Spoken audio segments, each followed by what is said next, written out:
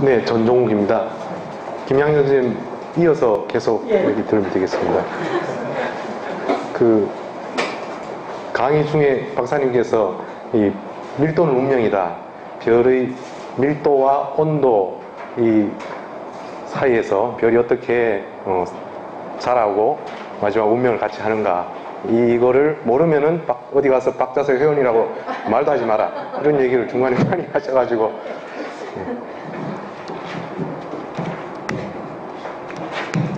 그림을 아주 정성스럽게 정교하게 그렸어.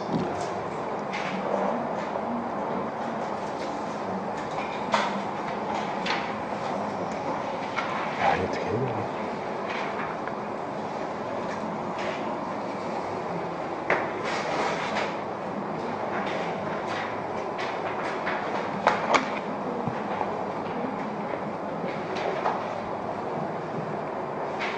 여기가 이제 밀도이겠습니다. 밀도는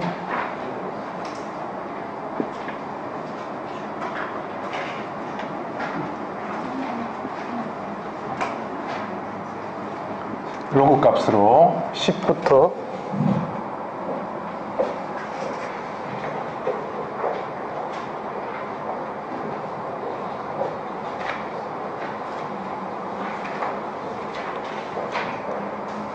8, 6, 4, 2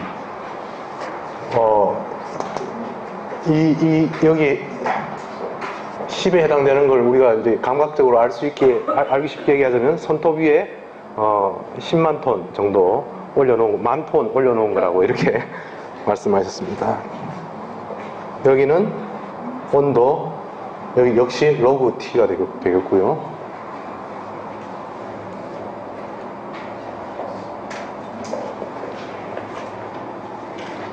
그리고 여기가 100만도, 1000만도, 1억도, 10억도, 100억도 이렇게 되겠습니다. 여기서 한 4분의 1 정도 되는 지점에서부터 여기가 태양 질량의 1.43배 되는 벽이라고 생각하고요. 이 기준선을 그어 주시겠습니다. 호주하는 사람들 이거 다 암기해야 됩니다. 오늘 발표하는 여기가 호주하는 사람들 용어로 다 의뢰했기 때문에 오늘 발표하면 전부 다 암기하셔야죠. 이거는 한꺼번에 잘 못 거니까 중간에 점을 찍어놓으니까 좋더라고요.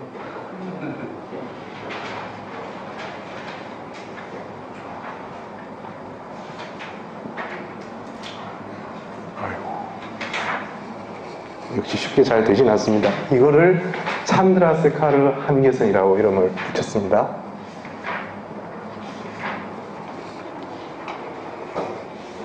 여기서 7점 되는 곳하고 9점 되는 곳에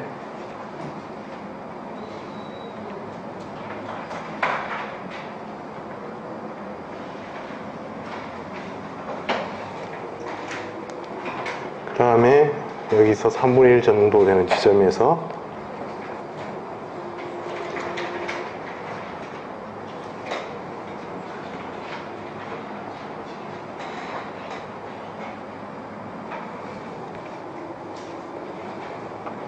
그 다음에 여기도 중간에서 약간 이쪽으로 된 지점에 이 전체 이 기울기는 3이라고 했습니다.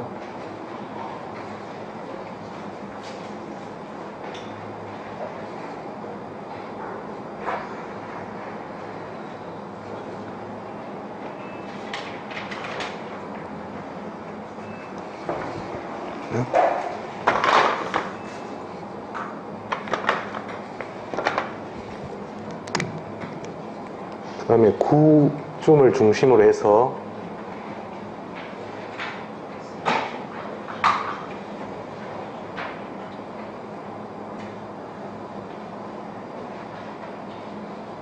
이렇게 그어주시고,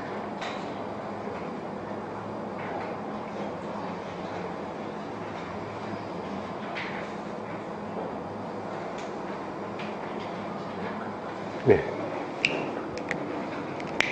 이렇게 해서 앞에 김양금 선생님이 설명해 주신 영역별로 나눠주면은 여기 이 세모, 큰 세모에 해당되는 것이 복사 영역이 되겠습니다. 그리고 여기에서 이렇게 들어가는 부분을 이제 이상기체 영역,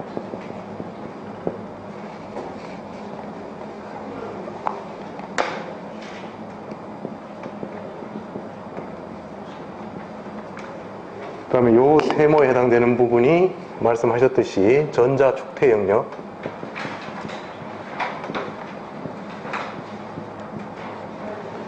맨 위쪽에 해당되는 것이 상대론적 전자축태 영역.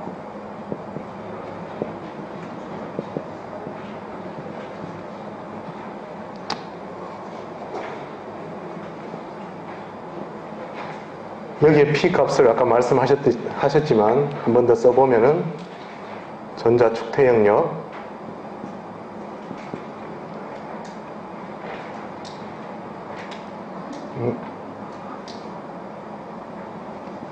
K1 밀도의 3분의 5 이렇게 나왔고, 이쪽이 상대론적 대영역에 여기는 K2 로의 3분의 4. 복사 영역에서는 3분의 1 AT의 4승이라는 공식이 있고요. 이상 기체 영역에서는 K0 로의 T. 그러니까 여기서 보면은 복사 영역과 이상 기체 영역에서는 온도하고 관련이 있는 것으로 압력이 나오지만 이 위쪽에서는 온도하고 관련 없는 그런 형태로 전자축태가 되어 있어서 온도하고 관련 없는 그런 압력이 나오게 되겠습니다. 그 다음 여기서 이제 별의 그 질량에 따른 핵융합 양식을 말씀드리겠습니다.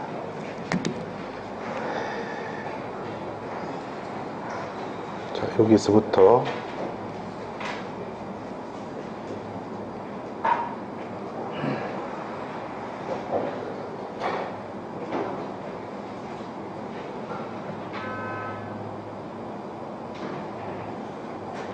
여기가 수소 핵융합 하는 영역이 되겠고요. 이쪽 부분에서는 PP 체인으로 핵융합이 진행되고, 이 아래쪽 부분, 기울기가 큰 부분에서는 CNO 사이클이라는 것으로 핵융합이 진행되겠습니다. 또 더 이제 진행이 되면요,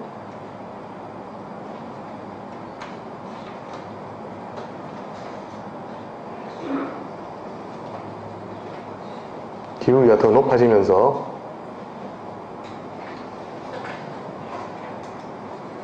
또 이쪽에 헬륨, 여기가 이제 헬륨 핵융합이 진행되고요. 이게 3알파 프로세스로 진행되겠습니다. 그 다음에 이쪽에 와가지고 여기는 이제 빛이 입자화되는 영역이라고 합니다. 이렇게 빛이 입자화되는 영역. 그럼 여기서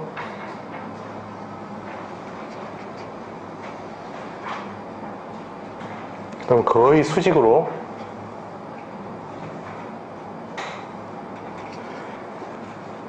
여기가 C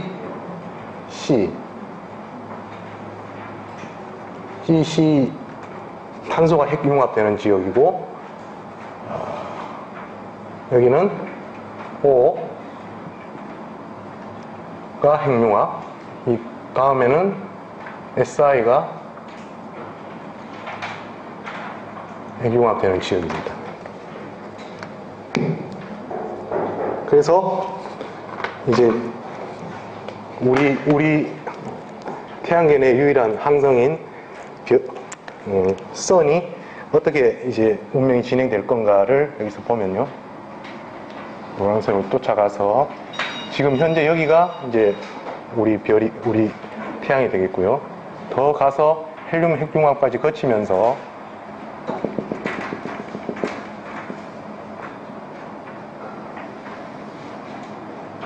백색 위에서는 전자축태가 되어서 이렇게 운명이 진행된다고 합니다. 그 다음 약 10배 되는 영역에서는 쭉 이쪽으로 올라가서 여기까지 올라가서 여기서 여기는 이제 철이 광분해되는 영역인데요. 여기까지 가서 여기서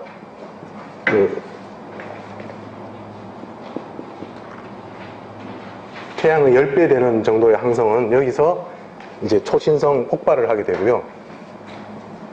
이 Fe 광분해를 하게 되었을 때 그 초신성 내부의 모양은 이렇게 생겼습니다.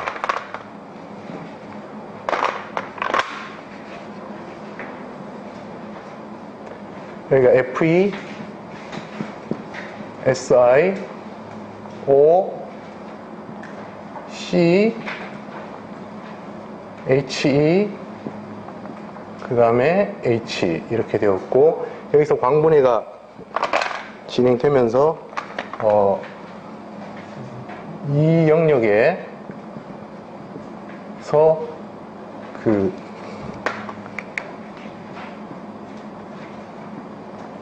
이 영역에서 Fe보다 더 큰 무게가 더 높은 원소들이 다 만들어지니까 결국 우리가 가지고 있는 모든 원소들이 초신성 폭발에서 나왔다는 이야기가 됩니다.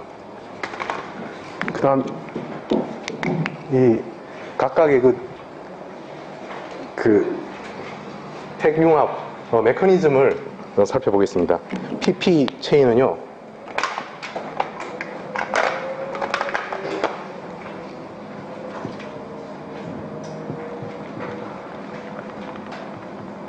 수소 원자 하나가 그 핵융합을 하면서 포지트론 하나와 일렉트론 뉴트리노가 나오고요. 다시 이것이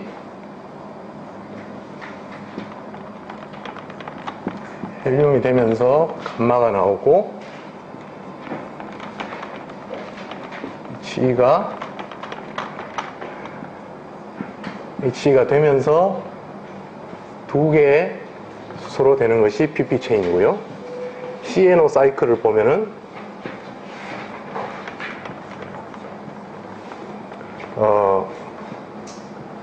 탄소가 수소를 만나서 플러스 감마가 되고, 이것이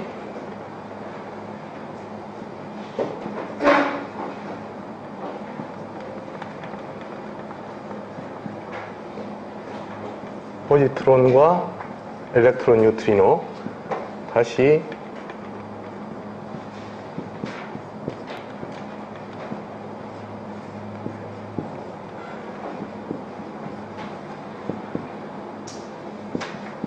이것이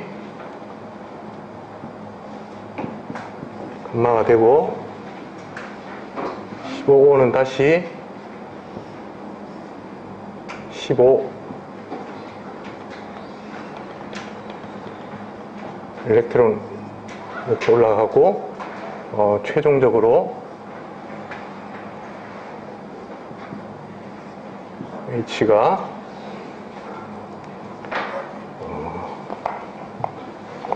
탄소 하나와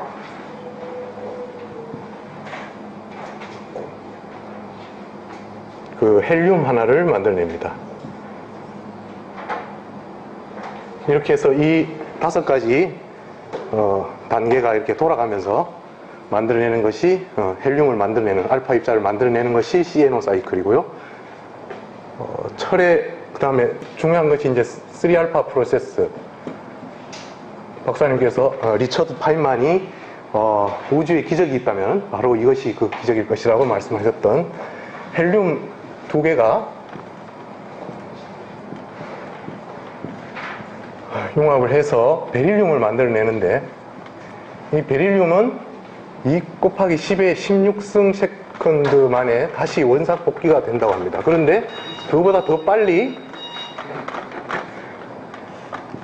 이 헬륨과 다시 결합을 해서 탄소를 만들어내게 되는 거죠.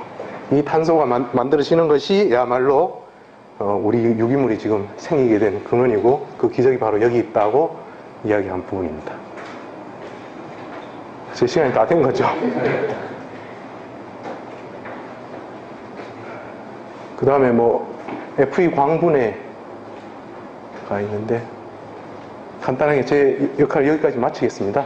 고맙습니다. 예, 잘했습니다. 좋아요. 이건 조금 다른 데하고 연결을 해야 돼요. 왜냐하면 저희들이 계속 고민하고 있는 게, 우리 별을 공부하고 이제 지질로 넘어가야 되잖아요. 별하고 암수하고 무슨 관계가 있을까요? 이번에 호주나 이런 데 공부하는데 큰 플랫폼이, 이거 하고 갑자기 암수, 보행 도표하고 이렇게 하면, 야, 그거 밤하늘 별하고 바위하고 무슨 관계 있을까? 그거 핵심입니다. 우리가 야외에 가면 보는 게 별이고 바위고 돌이잖아요. 그 둘 사이에, 두 개의 거대한 플랫폼 사이를 연결할 수 있어야 돼요. 그게 핵심입니다, 공부에. 그래서 이걸 여러분들 암기를 하시라는 거예요. 이거 중에, 우리 지구에서, 행성에서, 지구의 행성에서 한 30%가 넘는 게 철로 되어 있어요. 우리 코어 들어가면 다 철이거든요. 물론 지구 코어에도 철이 엄청나게 많지만, 지표에도 엄청나게 많잖아요. 그래서 아무리 가는데 철이 보고. 그럼 철이 어디서 왔어요? 철석밖에 없는 거예요, 철은. 간단히 이야기하면. 그래서 이게 완전 섬뜩하게 다가가야 돼요. 그래서 철이 어디서 왔는가는 28번 실리콘하고 요 행중하네요. 28번 실리콘, 28번 실리콘, 이걸 꼭 기억하셔야 돼요. 그리고 56 니켈이 나와요. 니켈하고 감마가 나오고, 이거는 굉장히 방사선 붕괴를 합니다. 방사선 요소예요. 그래서 이게 짧은 시간에 이게 붕괴를 해요. 56 니켈이 붕괴를 하고 안정한 56 FE가 되는 거예요. 그리고 2개의 양분자가 나오고 2개의 누트릴모가 나와요. 그러면 여기서 스탑하는 거예요. 그래서 이게 계속, 그러니까 이거 하고 나면, 그러니까 별이 핵융합해서 슈퍼노바가 단계가 되면 코아가 FE가 되고, 고전 단계를 생각하면 이게 실리콘이 핵융합한다 그랬잖아요. 그럼 실리콘 핵융합하면 전부 다 뭐가 되냐면 세동철로 시작이 돼요. 한전 말씀드리면. 그리고 이 단계 전에 슈퍼노바 안 끝나고 이 상태로 남았어. 여기에 많은 철들이 생겨요. 별의 메커니즘 철이 많을 수밖에 없다는 걸 아셔야 돼요. 그래서 지구 두서너 배에 해당되는 철 덩어리가 생겨요. 그리고 이제 그게 슈퍼노바 폭발하는 과정에서 전부 다 나가기도 하고, 그전 과정이 또 많아요. 그전 과정이 이제 여러분들, 이거는 이까지 와야 되잖아요. 슈퍼노바 폭발하면 이까지 와야 되잖아요. 그럼 별들이 이까지 아무런 별들도 많잖아요. 이까지 올라가면 태양이랑 10배 돼 이렇게 오거든요. 그러면 태양 질량이 한 5배나 3배나 이런 별도 많잖아요. 오히려 태양 질량보다 적은 별도 더 많아요. 그럼 그런 별들, 태양 질량이 만약에 한 3배쯤 되는 이런 별들이나, 이런 생각은 어떻게 되느냐 하면, 마지막에 거대 항성풍이라고 있잖아요. 거대 항성풍을 통해갖고 전부 다 자기 물질을, 배터리뉴스 같은 경우에는 자기 그 외곽 가스를 대략 1000년 만에 다 메꾸어요. 그래서 어떻게 되냐면 전체 질량을, 그러니까 10,000년 만에 다 그 별 질량, 태양만 질량을 내 뿜어버려요. 뿜고 쾅이 나오는 거예요. 쾅 얼마죠? 대략 0.7 태양 질량이잖아요. 그럼 대략 생각해보세요. 태양 질량이 2배인 어떤 별이 운명을 겪으면 마지막 하이트 별부터 되잖아요. 백소혈성이 되면 어떻게 돼요? 0.7만 남고 1.3은 우주공을 내 뿜는 거예요. 뿜는 과정을 생각해보시면, 이 별이 만약에 철을 만들었다든지 실리콘, 카본을 만들면, 그것들이 어떻게 되느냐면, 별이 있으면, 천문을 종합적으로 하게 되는데, 화는 요만하지만은, 어떻게 되냐면, 거대 항성풍은, 이거에 엄청나게 크게 이렇게 되잖아요. 그러면 여기서 단계적으로 합성한 원소들이 카본이나 질소나 실리콘이나 이런 것들, 그 다음 철 이런 것들이 어떻게 되느냐 하면, 이 바깥으로 뿜어져 나와요. 그걸 대류 과정으로서 뿜어져 나와요. 그걸 말하는 브레이크업이라고 준설 과정이라고 해요. 준설. 도망치잖아. 네, 준설하잖아요. 그것처럼 천문학에서 준설이라는 게 지난 시간에 잘 설명 안 했는데 시간이 없어서 드레이즈업이 레드 자이언트로 가면서 두 번 일어나요. AGB에서도 그러니까 레드 자이언트 브랜치하고 AGB 이 두어에서 그 드레이즈업 현상이 일어나는데 그게 뭐냐면 별에서 복사 형태로 쏠돌이가 일어나면서 여기서 형성된 핵융합 물질의 결과물들이 별 표면으로 올라와요. 그 별 표면으로 올라가면 어떻게 되죠? 온도가 2000도 이상 떨어지면 이게 다시 여기서 전부 플라즈마 상태인데 여기 다시 오면 원자 상태로 돌아가요. 더 바깥에 나오면 분자 상태로 다시 되버려요. 그래서 다시 하나하나 분자 알갱이로 우주만을 통내는 거예요. 이게 수십만 년 사이에 일어날 수가 있는 거예요. 이런 경우에는 한 10,000년 사이에 일어나요. 베텔기우스는 한 1000년 사이에 다 일어나요. 태양만한 질량을 내 뽑아버려요. 그리고 그게 쭉쭉쭉쭉 성가물질로 되잖아요. 성가물질이 분자 형태로 되는 거예요. 그게 바로 자이언트 모레큘러 클라우드가 되는 거예요. 그게 뒤에 발표할 건데 이글 레블라. 예, 내시아는과 16번 이글 레블에서 일어나고 있는 일이에요. 그래서 이것들이 거대한 가스 구름을 만드는 거예요. 그렇게 구름을 만나면 이때 온도가 15도 K쯤이에요. 엄청나게 온도가 낮기 때문에 대륙을 만나면 분자 형태로 있어요. 그래서 자이언트 모레큘러 클라우드라고 하는 거예요. 분자 상태로 있을 수 있다는 거예요. 온도가 높아지면 분자 상태로 있을 수가 없어요. 원자 상태로 있고 더 높아지면 전자가 유리되고 전자가 이용화된 이용화 상태로 있거든요. 그래서 여러분들 이런 지식들을 끼 맞추려 하면 그러니까 여러분들이 이런 촘촘한 지식들을 다 갖고 있지 않는데 그러니까 짧은 시간 전문가가 되려면 이런 플랫폼을 갖고 있어야 돼요. 학습에 이런 플랫폼을 갖고 있으면 이거 다 함께하고 있으면 그 다음에 이거 유치해내는 과정은 금방 돼요. 공부 총대에서 연결할 수 있어요. 자, 그럼 다시 한번 오늘 그러니까 하루를 하나 가지세요. 저 바위에서 이 별하고 바위하고 무슨 관계가 있는가? 그걸 하루를 가지고 마셔요. 그 다음에는 그 바위하고 생명현상하고 어떤 관계가 이렇게 생각합니다. 그럼 별하고 바위하고 생명 이게 연결이 되는 거예요. 네. 그때 필요하면 여러분들 이런 플랫폼이 필요해요. 플랫폼이 없으면 어떻게 해볼 도리가 없어요. 근데 이걸 알고 있으면 여기서 이거 우리 배웠잖아. 딱 이렇게 되는 거예요. 네. 그 다음에 대규모 위에서 슈퍼노바 터지면 철들이 엄청나게 나고 슈퍼노바 터져서 그 많은 원소가 생긴다는 것도 어떤 이야기가 하면 이쪽 과정에서 어떻게 되느냐 하면 여기에서 56FE가 분해가 되고요. 이게 분해가 되면 어떻게 되느냐 하면 여기에 13개의 알파 파티클이 나와요. 알파 파티클 계산해 보세요. 어떻게 되느냐 하면 13개의 헬륨이잖아요. 이게 4잖아요. 그러면 52개의 나오니까 4개가 남잖아요. 이 4개가 중성자가 남는 거예요. 그래서 엄청나게 많은 중성자 나발이 생기는 거예요. 우주에서 이렇게 많은 중성자 나발이 생긴 데 없어요. 그럼 이 중성자가 어떻게 됩니까? 중성자가 가장 옆에 있는 원소 들어가잖아요. 원자로. 들어가면 여러분들 만약에 카본이나 실리콘이나 다 들어가요. 들어가게 되면 어떻게 되면 이 중성자가 곧 베타 분기를 해요. 베타 분기를 해서 중성자가 양성자로 바뀌고 뭐가 나오죠? 일렉트론이 나오고 그 다음에 뭐가 나오죠? 뉴트론이 나오는데 일렉트론 뉴트론 나오고 이걸 안티를 붙여줘야 돼요. 이게 중요합니다. 이 점을 내가 이야기했잖아. 이 과정이 일어나요. 이 과정이 보통 때는 안 일어나는데 별 속에서 그 다음에 핵 속에 들어가면 중성자가 핵 속에 들어가면 일어날 수 있어요. 바깥에서는 아니요. 이 과정은 자연 상태에서 일어나요. 일어나면 매일 자연 상태에서 일어날 수 있다고 하는 거예요. 이게 질량이 무겁잖아. 130메가헤르츠 정도 무겁기 때문에 가벼운 쪽으로 자발적 붕괴가 돼요. 그러면 양성자 하나 생기잖아요. 양성자 하나 더 생긴다는 말은 뭐다? 주율표에서 다른 엘리먼트가 생긴다는 거예요. 그런데 자연 상태에서 자생이 어려워요. 굉장히 어려워요. 굉장히 어려운데 슈퍼노바 터질 때는 이 철 원자 하나에 대해서 중성자가 4개씩 나와주니까 엄청나게 많은 중성자 다발이 나오는 거예요. 이 강력한 중성자 다발이 그 옆에 있는 많은 엘리먼트 속으로 들어가면서 철보다 무거운 많은 엘리먼트를 만드는 거예요. 꼭 철보다 무거운 뿐만 아니라 여기서 이런 많은 실리콘이나 알루미늄이나 이런 있죠. 이게 왜 지질하고 연결되느냐 하면요. 지질하게 공부해 보시면 많이 나오는 원소들이 딱 분자들이 있어요. 그걸 수도 몇 개 적어보세요. 굉장히 중요합니다. 이게 가장 저렴한 건 SiO2잖아요. SiO2. 그 다음에 실제로 많이 나오는 게 뭐냐면 AL2O3이라는 거예요. 이 강목이라는 거예요. 목입니다. 이 반도체 하는 사람들 이제 실험실에서 노상하는 것 중에 하나인데 이게 아주 강한 물질이에요. 네. 그 다음에 뭐가 나오느냐 하면 MgO라는 게 중요해요. 초기 지구로 들어가면. 그래서 여기서 나오는 게 뭐죠?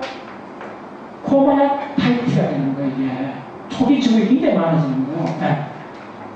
그 다음에 또 뭐가 나오느냐 하면 TiO2. 네, 이런 거.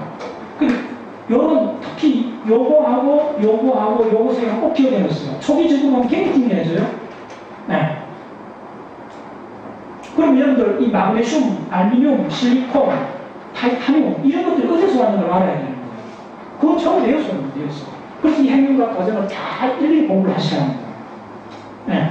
이거 다 아는 사람은 금방 저걸 유추해낼 수가 있어요. 근데 다시 한번, 그럼 이렇게 만들어진 게 별 속에 있는 것들이 왜 바깥으로 나올 수가 있는가? 물론 슈퍼노바에서 대립으로 작게 나오죠. 폭발적으로 나오긴 하지만, 그렇지 않고 레드자한테 무지하게 많잖아. 레드자일 때 그게 항성풍을 통해서 항상 나오고 있어요. 항상 우주 공간으로 분자 형태로 이렇게 흩뿌려지고 있어요. 그것들이 모여갖고, 이런 저 분자들이 모여갖고, 중력 수축을 해갖고, 수십만 년 단위로 통력 수축해갖고, 우리 태양이 너무 재밌어요. 매듭 없이 다 연결이 돼요.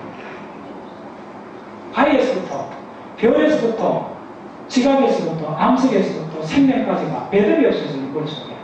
그 다른 공부로 생각하면, 공부할 때마다 너무 재밌어요. 왜 그럴 수밖에 없느냐 하면, 기본 각각 플랫폼들이 확실해져야 돼요. 그 플랫폼은 단기밖에 없어요. 그 바깥에서 이런 식으로 하면 여러분 다 고중 그 삭막한 대륙 가서 생명이하고 감탄을 볼 수가 있어요. 여기서 생명을 볼 수 없어요. 몰라. 그래. 자, 자, 잠깐 시작할까요? 네. 네, 잠깐 시작할까요? 그래, 네.